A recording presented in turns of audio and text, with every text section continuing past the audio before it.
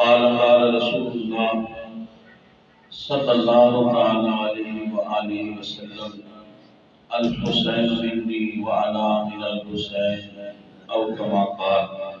59 ہجری 59 کاتب وحی حضرت امیر معاویہ رضی اللہ تعالی عنہ، آپ کی طبیعت کافی ناساز ہو گئی اور علیل رہنے لگے. حضرت امیر معاویہ رضی اللہ تعالی عنہ آپ نے اپنے بیٹے یزید پلید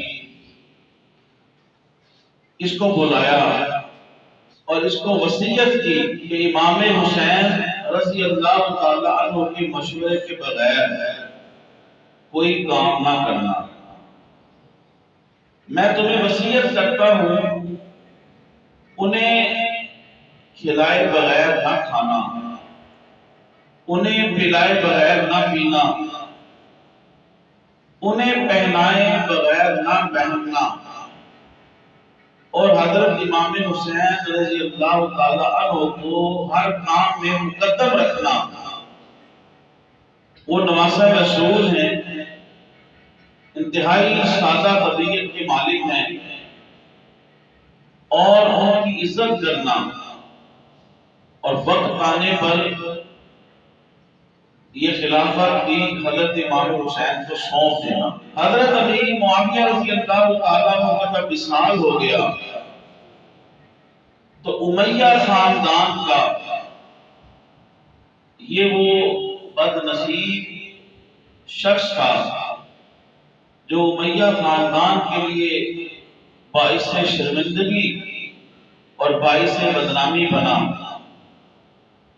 تو یزید پلید یہ تخت نشین ہو گیا. یزید پلید جو ہے یہ 25 ہجری کے اندر پیدا ہوتا ہے.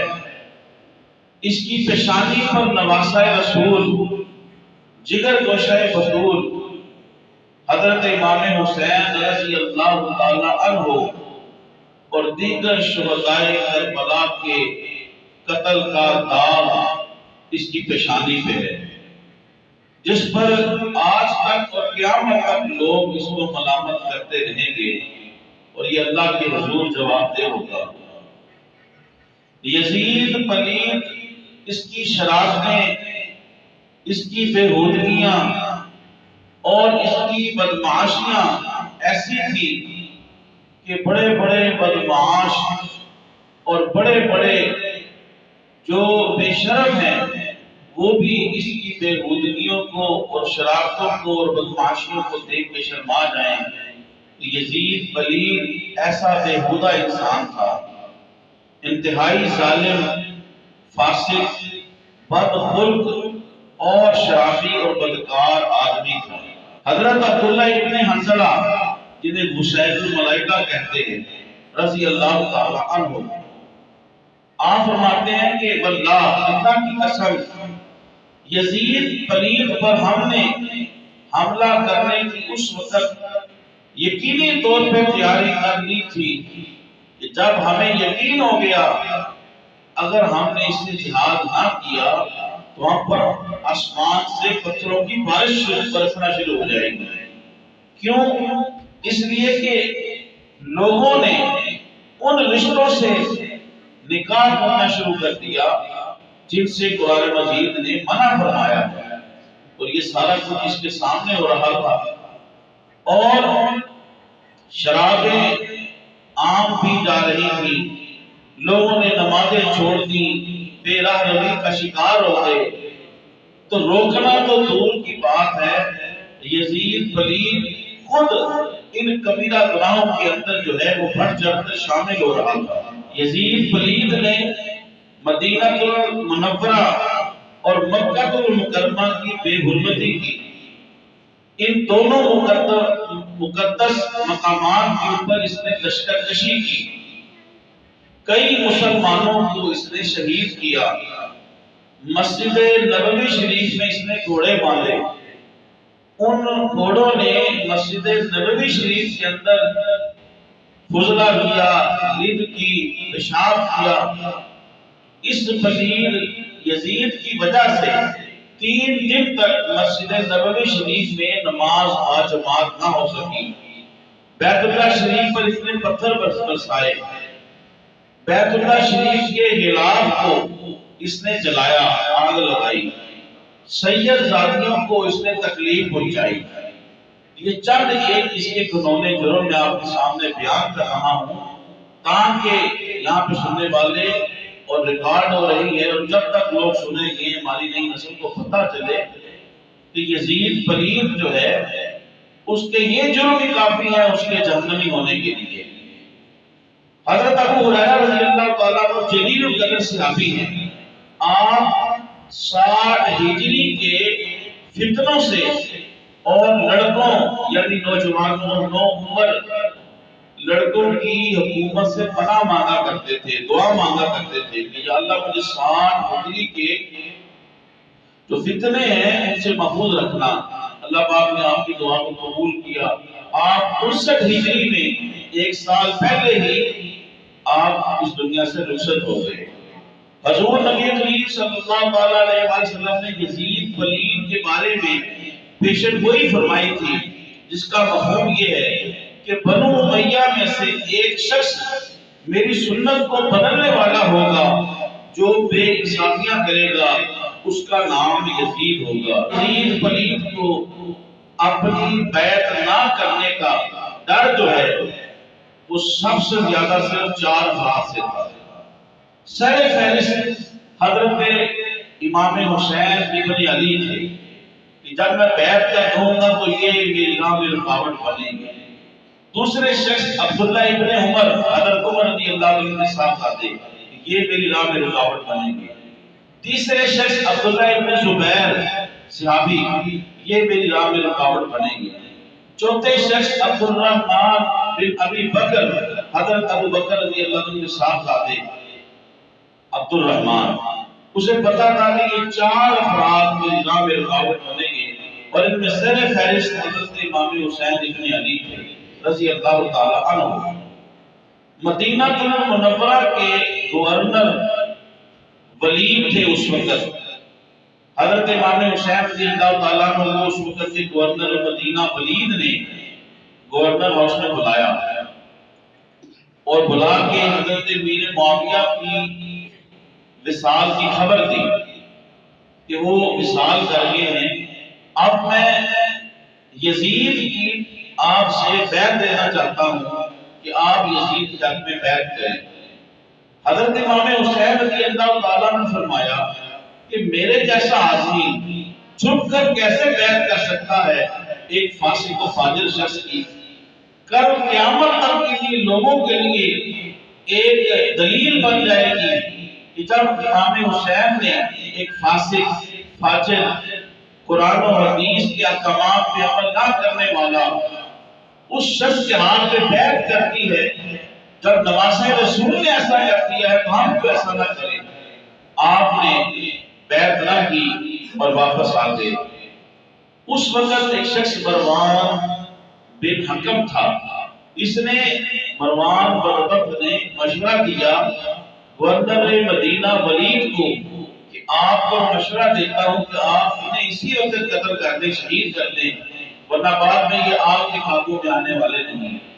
لیکن اس وقت ولید گورنر مدینہ آپ کو شہید نہ کر سکا۔ اگلے دن پھر اس نے آپ کو پیغام بھیجا کہ آپ یزید کے حق پہ بیعت کریں۔ شام کا وقت تھا، آپ نے فرمایا کہ میں اس طرح فاسق مولد کی بیعت نہیں کر سکتا، صبح اس معاملے کو دیکھیں گے۔ حضرت امام حسین کو پتا تھا کہ اب یہ میری جان کے ضربے ہیں۔ حضرت امام حسین رضی اللہ تعالی عنہ آپ نے شہر مدینہ کو چھوڑنے کا فیصلہ کر لیا۔ چنانچہ آپ سب سے پہلے نواسۂ رسول جگر گوشۂ بطول اپنے نانا جان امام الانبیاء کے مزار پرانوار پہ حاضر ہوتے ہیں، سلام عرض کرتے ہیں اور عرض کرتے ہیں کہ نانا جان جس کو آپ اپنے کنوں کے اوپر سوار کیا کرتے تھے، جس کی گردن کو آپ چوما کرتے تھے، جن کے لیے آپ سجدے گردے کر دیا کرتے تھے، آج جن لوگوں نے آپ کے شہر میں اور آپ کے پاس رہنا میرے لیے دشوار کر دیا ہے، اس لیے مجھے اجازت دیجیے کہ میں آپ کے شہر کو چھوڑ کے جا رہا ہوں۔ پھر اسی غم اور پریشانی کی حالت میں آپ اپنی اماں سیدہ نساء اہل جنہ، جنتی عورتوں کی سردار، اپنی والدہ حضرت سیدہ کائنات فاطمہ الزہرا رضی اللہ عنہا کی مزار پرانوار پہ حاضر ہوتے ہیں جنت البقیع میں، وہاں پہ سلام عرض کرتے ہیں اور عرض کرتے ہیں ان لوگوں نے میرا یہاں پہ رہنا دشوار کر دیا ہے، اب میں شہر رسول کو چھوڑ کے جا رہا ہوں، اور اپنے برادر اکبر امام حسن رضی اللہ تعالیٰ عنہ کے مزار پہ بھی حاضر ہوتے ہیں۔ اسی دوران حضرت امام حسین رضی اللہ تعالیٰ پر نیند کا غلبہ طاری ہوا، خواب کے اندر نانا جان حضرت امام الانبیاء صلی اللہ علیہ وسلم کی زیارت نصیب ہوتی ہے۔ کیا دیکھتے ہیں کہ حضرت حسین کا سر مبارک حضرت رسول پاک کی گود میں ہے، اور حضور فرما رہے ہیں اے حسین تمہیں کربلا کے میدان کے اندر شہید کر دیا جائے گا، صبر کا دامن تھامے رکھنا، جلد ہی تم اپنے نانا جان کے پاس اور اپنی والدہ اور اپنے والد کے پاس تشریف لے آؤ گے۔ حضرت امام حسین رضی اللہ تعالیٰ عنہ آپ 60 ہجری کو شعبان المعظم کے مہینے میں وما اہل و یال شہر رسول کو چھوڑتے ہیں، ہجرت کرتے ہیں اور مکہ المکرمہ روانہ ہو جاتے ہیں۔ جب آپ مکہ المکرمہ میں تشریف لے جاتے ہیں تو مکہ المکرمہ کے لوگ آپ کا جوگ در جوگ استقبال کرتے ہیں، آپ کی عزت کرتے ہیں۔ حضرت امام حسین رضی اللہ تعالیٰ عنہ جب مکہ المکرمہ میں پہنچ گئے تو اہل کوفہ نے آپ کو خطوط لکھنا شروع کیے کہ آپ یہاں پہ تشریف لائیں، ہم آپ کی بیعت کرنا چاہتے ہیں، آپ ہمیں دین سکھائیں، دین کے احکامات کو آپ سے سن کے ہم عمل پیرا ہونا چاہتے ہیں۔ یہاں تک کہ تاریخی کتابوں کے اندر آتا ہے کم و بیش 150 لیٹرز 150 خطوط پہ در پہ آپ کو روانہ کیے گئے۔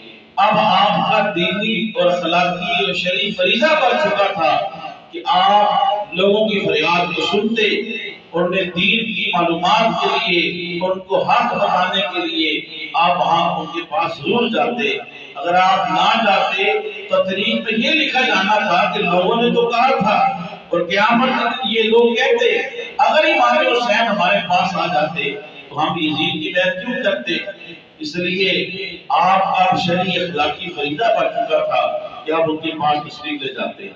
چنانچہ جب آپ کو پیر در پہ خطوط آئے، حضرت امام حسین رضی اللہ تعالیٰ عنہ نے پہلے اپنے چچا زاد بھائی حضرت امام مسلم بن عقیل کو بھیجا کہ آپ کوفہ میں جائیں اور جا کے حالات و واقعات دیکھیں۔ حضرت امام مسلم بن عقیل اپنے 2 کمسن بچوں کے ساتھ اور ابراہیم ان کے ساتھ آپ مکہ المکرمہ سے روانہ ہوتے ہیں اور آپ کوفہ چلے جاتے ہیں۔ جب آپ کوفہ پہنچتے ہیں تو لوگ جوگ در جوگ آپ کے ہاتھ پر حضرت امام حسین کے لیے بیعت دیتے ہیں اور بیعت کو قبول کرتے ہیں۔ کم و بیش 40,000 کوفیوں نے آپ کے دست حق پرست کے اوپر امام حسین کے لیے بیعت کر دی اور آپ کا والہانہ استقبال کیا، عزت و تکریم کی۔ آپ نے جب یہ عزت و تکریم دیکھی تو آپ نے فوراً خط لکھ دیا کہ یہاں حالات سازگار ہے، امام حسین کو خط لکھ دیا حالات سازگار ہے، لوگ آپ کی بیعت کرنا چاہتے ہیں اور آپ کی عقیدت مند ہیں، آپ یہاں پہ تشریف لے آئے۔ ادھر اس وقت کوفہ کا جو گورنر تھا وہ صحابی رسول نعمان بن بشیر تھے، انہوں نے کسی قسم کا اس کے اندر رخنہ نہیں ڈالا کہ لوگ حسین کے لیے رضی اللہ تعالیٰ عنہ امام پاک کے لیے حضرت امام مسلم بن عقیل آپ کے ساتھ بھائی کے ہاتھ کے اوپر ان کے لیے بیعت کر رہے ہیں، ان سے محبت کا اظہار کر رہے ہیں، کوئی رکاوٹ نہیں ڈالی۔ عبداللہ بن مسلم حضرمی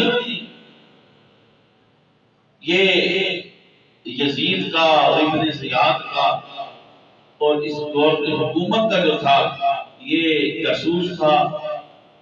چنانچہ اس نے خط لکھا یزید کو کہ جہاں کوفے میں لوگ جوگ در جوگ حضرت امام حسین کے لیے امام مسلم بن عقیل کے ہاتھ میں بیعت کر رہے ہیں، اور گورنر کوفہ جو ہے نعمان بن بشیر کوئی رکاوٹ نہیں ڈال رہا، تو اگر آپ چاہتے ہیں کہ کوفہ میں آپ کی گورنری اور آپ کی حکومت مضبوط ہو تو فوراً ان کو معزول کر کے وہاں پہ کوئی اور شخص کو لگایا جائے۔ چنانچہ یہ خط جب پہنچا یزید کو تو یزید نے فوراً جو ہے کوفہ کے گورنر نعمان بن بشیر کو معزول کر دیا، اور وہاں پہ ایک بدبخت ظالم فاسق اور انتہائی سخت طبیعت کا جو بدبخت آدمی تھا عبید اللہ ابن زیاد، اس کو کوفہ کا گورنر مقرر کر دیا۔ اب تفصیل کے لیے وقت نہیں ہے، میں زیادہ سے زیادہ چیزیں بیان کرنا چاہتا ہوں۔ اس کے کوفہ میں داخل ہونے کا بھی انداز بڑا دھوکے کا تھا۔ اس نے حجازی لباس پہنا اور تاکہ لوگوں کو پتا چلے کہ یہ حجاز سے آئے ہیں، یہ حسین پاک ہیں۔ چنانچہ دھوکے سے کوفہ کے اندر داخل ہوا، پھر گورنر ہاؤس کے اندر جا کے اس نے بتایا کہ یزید نے اب مجھے یہاں کوفے کا جو ہے وہ گورنر مقرر کر دیا ہے، اور پھر اس نے عام اعلان کر دیا کہا کہ اب جس نے امام مسلم بن عقیل کی بیعت کو نہ چھوڑا، ان کو پناہ دی، وہ اپنے جان و مال اور بچوں اور بیوی اور اہل و عیال کی خیر منائے، ہماری تلوار ان کے لیے ہے۔ چنانچہ ابن زیاد نے جب یہ آرڈر جاری کیا، کوفہ کی بے وفائی معروف تھی، چنانچہ ان بدبختوں نے حضرت امام مسلم بن عقیل کا ساتھ چھوڑ دیا۔ ہزاروں کے لوگ آپ کے ساتھ نماز کے اندر شامل تھے۔ جب آپ نماز سے فارغ ہوئے تو صرف آپ کے علاوہ اور چند ایک مخلص لوگوں کے علاوہ تمام لوگوں نے آپ کا ساتھ چھوڑ دیا۔ کوفہ کے اندر حانی بن عروہ اہل بیت کا یہ محب تھا، ان کے اندر آپ نے اپنے گھر کے اندر پناہ لی تھی۔ اب ابن زیاد امام مسلم بن عقیل کی تلاش میں تھا، کہیں مل نہیں رہے تھے۔ اس نے ہیلا کیا، اس نے ایک شخص کو تیار کیا، اس کو پیسے دیے اور اس کو کہا کہ تم نے طریقہ بھی سمجھایا کہ تم نے کہنا ہے کہ میں اہل بیت کا محبت کرنے والا ہوں۔ چنانچہ یہ مسجد میں جاتا، لوگوں کو دیکھتا، وہاں اسے ایک شخص ملا جو نیک آدمی تھا، اسے کہا کہ میں اہل بیت سے محبت کرنے والا ہوں، سنا ہے یہاں پہ امام مسلم بن عقیل آئے ہیں، مجھے اگر ان کی خبر مل جائے تو میں ان کی بیعت بھی کرنا چاہتا ہوں، ان کی خدمت بھی کرنا چاہتا ہوں۔ چنانچہ یوں دھوکے سے اور امام مسلم کو پا لیا، چند دن وہاں پہ آتا جاتا رہا، اور پھر ابن زیاد بدبخت کو اس نے جا کے پوری رپورٹ دی۔ اس نے حضرت امام مسلم بن عقیل رضی اللہ تعالی عنہ کو اپنے گورنر ہاؤس کے اندر بلایا، اور بڑی ہی بے دردی کے ساتھ اس نے حضرت امام مسلم بن عقیل خانوادہ رسول کے اس پھول کو اس نے مسح کر دیا، اور بڑی بے دردی کے ساتھ اس نے شہید کر دیا۔ یہاں تک کہ پھر اس نے حانی بن عروہ جس نے حضرت امام مسلم بن عقیل کو پناہ دی تھی، اس نے اس کو بھی شہید کر دیا۔ ابن زیاد بدبخت نے جو کوفہ کا گورنر تھا، حضرت امام مسلم بن عقیل کے ساتھ ان کے دو صاحبزادے بھی تھے، اون ابراہیم، پھر اس نے اس کی تلاش شروع کر دی۔ یہ بھی بہت لمبا واقعہ ہے، صرف میں اشارے کروں گا تاکہ میں آپ کو پورے واقعات سنانا چاہتا ہوں۔ اون ابراہیم اس کی تلاش شروع کر دی، اس کے لیے اس نے بندے بھیجے۔ اون ابراہیم قدرت خدا کی اسی کے گھر میں چھپے تھے، پناہ تھی۔ حارث نامی شخص جو انعام کی لالچ میں کو ڈھونڈ رہا تھا، اس کی بیوی نیک تھی، اس نے چھپا کے اپنے گھر کے اندر رکھا ہوا تھا، لیکن بہرحال اس کو پتہ چل گیا۔ اس بدبخت حارث نامی شخص نے انعام کی لالچ کے اندر جو ہے وہ اون ابراہیم حضرت امام مسلم بن عقیل کے دو کمسن بچوں کو نہر کے کنارے لے گیا اور بڑی بے دردی کے ساتھ ان کو ذبح کر دیا، اور ان کے جسموں کو، ان کی جسد خاکی کو نہر میں پھینک دیا، اور ان کے سر کو لے کے بڑی خوشی کے ساتھ ابن زیاد کے دربار میں پہنچا کہ مجھے انعام ملے گا۔ ابن زیاد نے کہا میں نے تو کہا تمہیں زندہ لانے کو، کیونکہ میں نے یزید کو کہا ہے حکم ہو تو میں ان کو زندہ گرفتار کر کے آپ کے پاس بھیجوں۔ چنانچہ اس نے حارث کو قتل کر دیا، نہ خدا ہی ملا نہ وصال صنم، نہ ادھر کے رہے نہ ادھر کے رہے۔ اس کی بدبختی تھی اس ملعون شخص کی کہ جس نے حضرت امام مسلم بن عقیل کے دو کمسن بیٹوں کو جو ہے یوں شہید کر دیا۔ چنانچہ اون اور ابراہیم، ان کو بھی ابن زیاد نے بے دردی کے ساتھ جو ہے وہ شہید کروا دیا۔ اب حضرت امام مسلم بن عقیل تو خط لکھ چکے تھے کہ آپ یہاں پہ تشریف لے آئیں، اور خط مل بھی گیا تھا حضرت امام حسین رضی اللہ تعالی عنہ کو۔ چنانچہ حضرت امام حسین رضی اللہ تعالی عنہ اپنے اہل و عیال کے ساتھ مکہ المکرمہ سے کوفہ کی طرف روانہ ہو گئے۔ بے شمار لوگوں نے آپ کو روکا بھی، لیکن اس وقت آپ کا اخلاقی اور شریف فرض بن چکا تھا کہ آپ وہاں پہ ان کی ہدایت کے لیے، رشد و ہدایت کے لیے اور اتمام حجت کے لیے آپ تشریف لے جاتے۔ چنانچہ حضرت امام حسین رضی اللہ تعالیٰ عنہ جب کوفہ کے قریب پہنچے تو آپ نے قیس کے مصحف کو آپ نے بھیجا کہ آپ کوفہ کے حالات دیکھیں۔ ابن زیاد نے پہلے ہی اپنے جاسوسوں کو بٹھا رکھا تھا راہداریوں کے اندر، داخلی راستوں کے اندر۔ انہوں نے حضرت امام حسین کے بھیجے ہوئے اس بندے کو قیس کے مصحف کو گرفتار کر لیا اور ان کو ابن زیاد کی گورنر ہاؤس میں بھیجا، پیش کیا اس کے دربار کے اندر۔ ابن زیاد نے قیس کے مصحف کو کہا کہ تم امام حسین کو نعوذ باللہ برا بھلا کہو، ان کی بیعت چھوڑنے کا کہو اور ان کو گالیاں بکو۔ قیس کے مصحف نے گورنر ہاؤس کی دیوار کے اوپر چڑھ کے بجائے اس کی حضرت امام حسین کو کچھ کہتے، آپ کی خوش قسمتی، آپ نے کہا کہ ابن زیاد یہ ایک ظالم شخص ہے، یہ فاسق شخص ہے، تم ہرگز امام حسین کی بیعت کو مت چھوڑنا اور ان کی مدد کرو۔ اور کہا کہ حضرت علی رضی اللہ تعالیٰ عنہ ان کے بچوں کے اوپر اللہ رحم فرمائے۔ ابن زیاد کو غصہ آیا، اس نے اپنے سپاہیوں کو حکم دیا کہ اس کو انتہائی اونچی جگہ سے نیچے پھینکا جائے تاکہ اس کی ہڈیاں بھی جو ہے وہ چور چور ہو جائیں۔ چنانچہ کوفہ کی گورنر ہاؤس کی سب سے اونچی دیوار اس قلعے سے آپ کو نیچے گرایا گیا اور یوں قیس بن مصعب رضی اللہ تعالی عنہ آپ نے جام شہادت نوش کیا۔ واجب الاحترام مختصر یہ کہ اور جو ہے وہ آپ کے لشکر کو گھیر کے کربلا کے میدان کے اندر لے آیا۔ 2 محرم الحرام کو جب امام حسین رضی اللہ تعالی عنہ عین کربلا کے میدان میں آپ تشریف فرما ہوئے پہنچے تو آپ نے پوچھا یہ کون سا زمین ہے؟ تو بتایا گیا کہ یہ کربلا ہے۔ تو آپ نے فرمایا یہی وہ کربلا کا میدان ہے، جگہ ہے جو ہماری منزل ہے اور ہماری شہادت گاہ ہے۔ چنانچہ عبیداللہ ابن زیاد نے اپنے یزیدی لشکر کو اکٹھا کرنا شروع کر دیا۔ ظلم کی انتہا دیکھیں، چند نہتے لوگوں کو، مظلوم لوگوں کو شہید کرنے کے لیے اس نے ہزاروں کا لشکر اکٹھا کرنا شروع کر دیا۔ یہاں تک کہ عبیداللہ ابن زیاد نے ابن سعد کو کہا کہ واپس آ جاؤ، نواسہ رسول سے ہماری جان ہے۔ جب انہوں نے نواسہ رسول کا نام سنا تو پہلے تو اس نے انکار کر دیا، لیکن اس کو عبیداللہ ابن زیاد نے ایک شہر کی گورنری یا حاکمیت کا فرمانہ جاری کیا ہوا تھا، اس شہر کا نام ریع تھا۔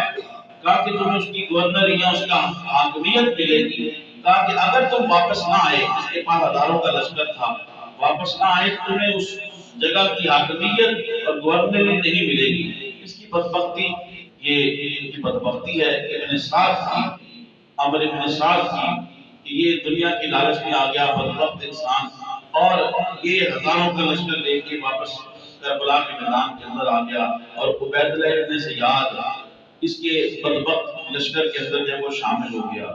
چنانچہ ہزاروں کا لشکر کربلا کے میدان کے اندر نواسہ رسول، جگر گوشہ بطول اور خانوادہ رسول کی پھولوں کو مست کرنے کے لیے اکٹھا ہو گیا۔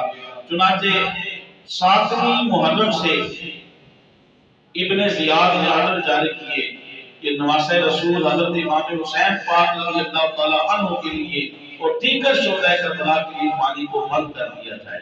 اب وہاں پہ درندے تو پانی پی رہے ہیں، چرند پرند تو پانی پی رہے ہیں، کفار پانی پی رہے ہیں، لوگ منافق پانی پی رہے ہیں، لیکن نواسہ رسول جو کوثر کے، سبیل کے مالک و مختار ہیں، ان کے لیے پانی کو بند کر دیا گیا۔ جب ابن زیاد اور اس کی فوجوں کو واقعی انہوں نے دیکھا کہ اب یہ واقعی حضرت امام حسین کی جان کی طرف ہے، انہوں نے کہا کہ ابن سعد تم واقعی حضرت امام حسین کو شہید کرنے والے ہو؟ ابن سعد کی بدبختی، اس نے کہا ہاں میں واقعی شہید کرنے لگا ہوں۔ وہ ان کی خوش قسمتی کہ اس نے یزیدی لشکر کو چھوڑا اور حضرت امام حسین رضی اللہ عنہ کی بارگاہ میں حاضر ہو گیا، اور پھر حسینی لشکر کی طرف سے لڑتے ہوئے اس نے جو ہے وہ جامع شہادت نوش کیا۔ تو یہ اس کی خوش قسمتی ہے۔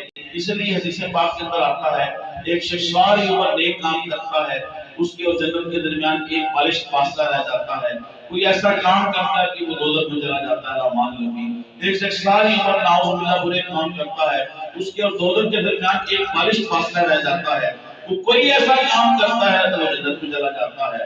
تو یہ وہ جو تھا این اس وقت جنگ کے موقع کے اوپر اس کی کایا پلٹی اور یہ حسینی لشکر کی طرف آ گیا، اور دنیا کی دولت اور لالچ کو اس نے پائے ٹھوکر پہ رکھا، اور آج بھی اس کا نام عزت و احترام کے ساتھ جو ہے وہ منبر و محراب کے اندر لیا جاتا ہے۔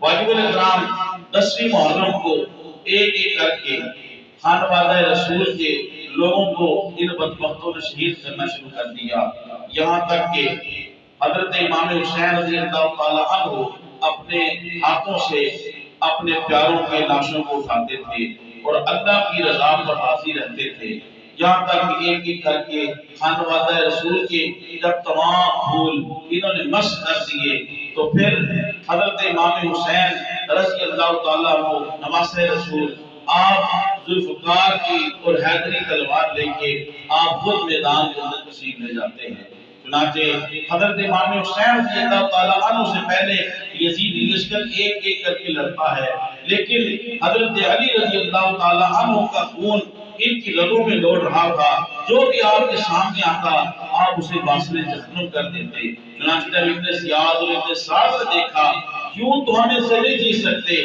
تو یک بارگی نواسہ رسول پہ حملہ کر دیا۔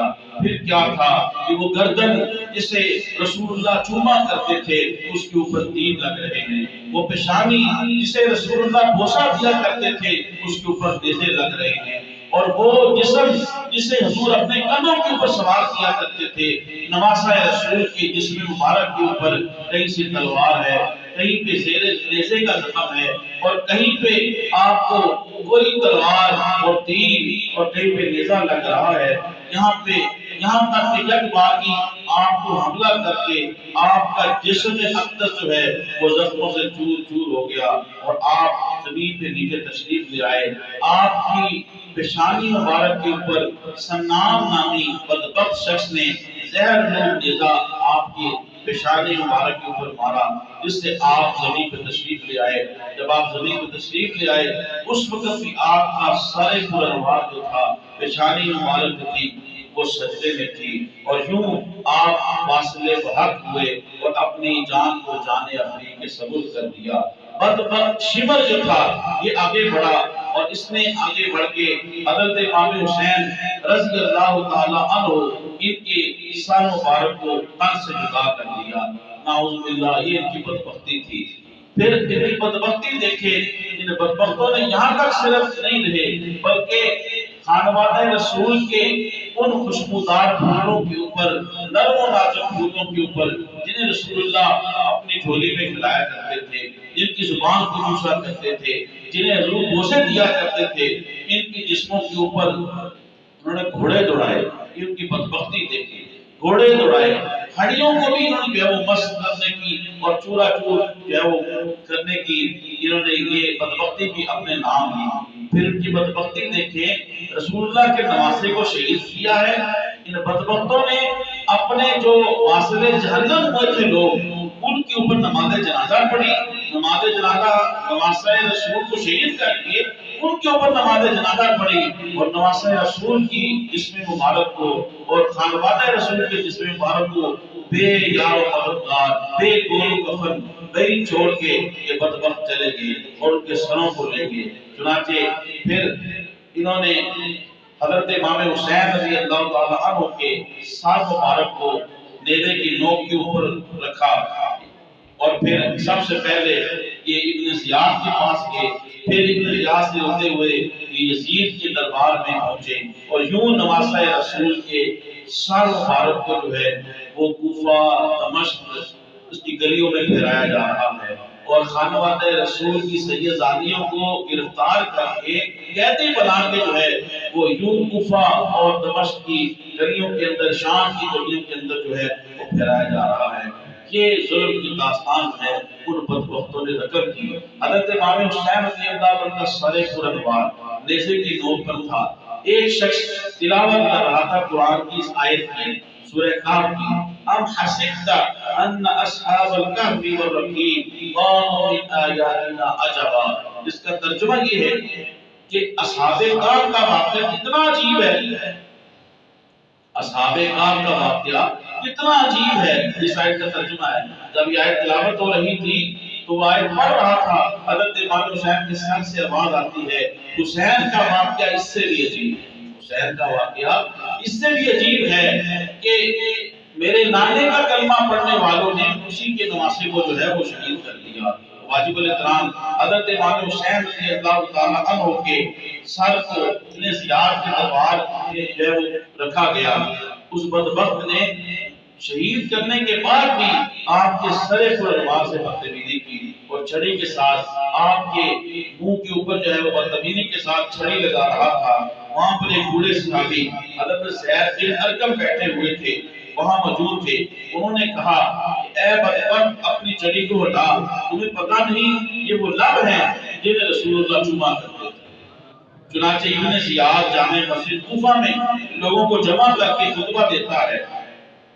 اہل بیت کی شان میں ابن زیاد یہ گستاخیاں کرتا ہے وہاں پہ، اور نعوذ باللہ کو جھوٹا کہتا ہے، کہتا ہے کہ نعوذ باللہ جھوٹوں کو اللہ تعالیٰ نے مغلوب کیا اور یزید نعوذ باللہ من المؤمنین اس کو اللہ نے فتح عطا کی، اور یوں گستاخیاں اور بدبختیاں کر رہا تھا۔ وہاں پہ حضرت عبداللہ ابن عفیف رضی اللہ تعالیٰ عنہ، یہ نبینا صحابی تھے، وہاں پہ بیٹھے ہوئے تھے، اٹھے اور انہوں نے کہا کہ اے اہل بیت کے ساتھ بدبختیاں اور بدبختیاں کرنے والے، تو جھوٹا ہے اور تیرا والد بھی جھوٹا ہے۔ حضرت امام حسین بھی سچے ہیں اور ان کے والد بھی سچے تھے۔ چنانچہ اس بدبخت نے ان کو بھی جو ہے بڑی بے دردی کے ساتھ شہید کروا دیا۔